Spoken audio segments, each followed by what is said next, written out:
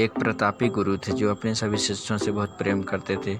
अपने शिष्यों के हर गुणों और कमियों के बारे में पता कर उन्हें भविष्य के लिए तैयार करते थे। उनका एक ही लक्ष्य था कि उनका हर एक शिष्य जीवन के हर पड़ाव पर हिम्मत से आगे बढ़े। उनके सभी शिष्यों में एक शिष्य था जो अत्यंत भोला था, स्वभाव का बड़ा ही कोमल और सरल विचारों वाला था, लेकिन वह बहुत ज़्यादा आलसी था। आलस के कारण ही उसे कुछ भी पाने का मन नहीं था। वो बिना कर्म के मिलने वाले फल में रुचि रखता था। उसका यह अवगुण गुरु को बहुत परेशान कर रहा था। वे दिन रात अपने उसी शिष्य के विषय में सोच रहे थे। एक दिन उन्होंने पारस पत्थर की कहानी अपने सभी शिष्यों को सुनाई।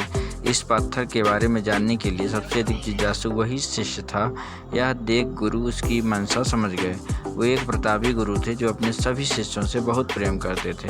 अपने शिष्यों के हर गुणों और कमियों के बारे में पता कर उन्हें भविष्य के लिए तैयार करते थे। उनका एक ही मात्र लक्ष्य था कि उनका हर एक शिष्य जीवन के हर पड़ाव पर हिम्मत से आगे बढ़े।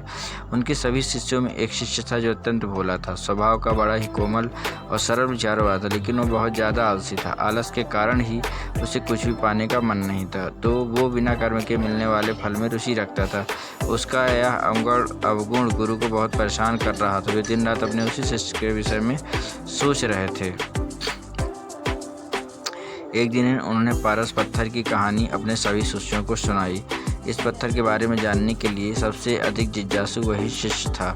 यह देख गुरु उसकी मंशा समझ गए। वे समझ गए कि वह आलसी है, इसलिए उसे इस जादुई पत्थर की लालसा है। लेकिन ये मूर्ख यह नहीं जानता कि जो व्यक्ति कर्महीन होता है उसकी सहायता तो स्वयं भगवान भी नहीं कर सकते। ये तो बस एक साधारण पत्थर है। यह सोचते सोचते गुरु ने सोचा कि यही सही वक्त है उस शिष्य को आलसी के अवगुणों से अवगत कराने का। ऐसा सोच गुरु जी उस शिष्य को अपने कुटिया में बुलवाए। कुछ क्षण बाद कुटिया के भीतर शिष्य ने प्रवेश किया और गुरु को सिर झुकाकर प्रणाम किया।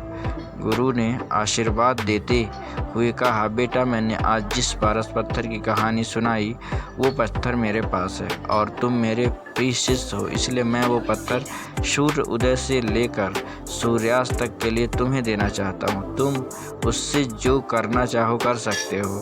तुम्हें जीतना स्वर्ण चाहिए, तुम इस पत्थर से इस दिए गए समय में बना सकते हो। यह सुनकर शिष्य की खुशी का ठिकाना न था।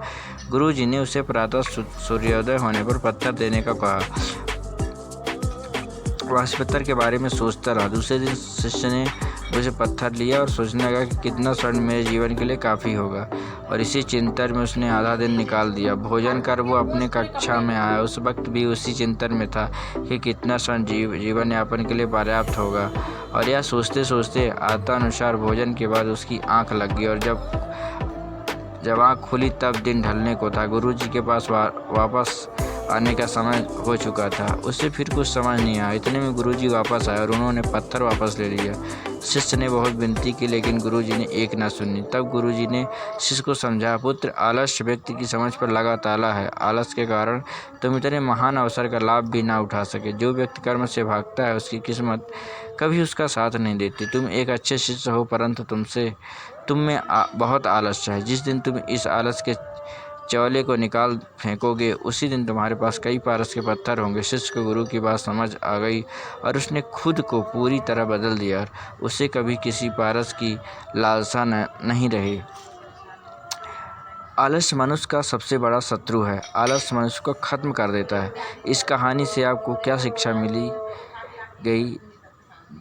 कि यह आलसी है, इसलिए उसे इस जादुई पत्थर की लालसा। लेकिन ये मूर्ख यह नहीं जानता कि जो व्यक्ति कर्महीन होता है उसकी सहायता तो स्वयं भगवान भी नहीं कर सकते। दोस्तों, यही इस शिक्षा मिलती इस कहानी से हमें हर अवसर का लाभ उठाना चाहिए। धन्यवाद।